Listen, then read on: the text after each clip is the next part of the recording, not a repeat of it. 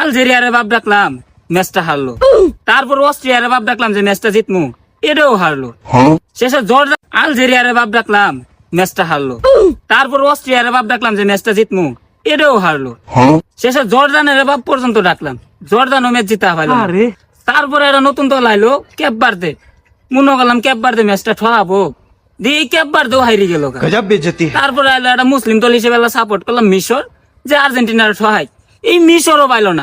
শেষে খুঁজি খাইছি সুইজারল্যান্ডের, আজকে পাও পর্যন্ত ধরলাম, কইলাম বাবা আজকে ম্যাচটা জিতো, এই সুইজারল্যান্ডের শেষে যায় হারিয়ে গেল।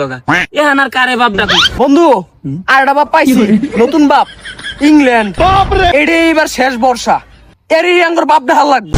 ঠিকই কইছস, আজকে থেকে বাপ একটাই, ইংল্যান্ড। এই পর্যন্ত তোরা কয়টা দলের পক্ষ নিছ? 6টা। তার মানে তোদের বাপ 6টা, সামনে আরেকটা আইতাছে ইংল্যান্ড, ওদের বাপ ডাইকা তারা 7টা মিল করবি। ওই যে পুরনো ইতিহাস, 7 আপ 7 আপ। ওরে বাবা।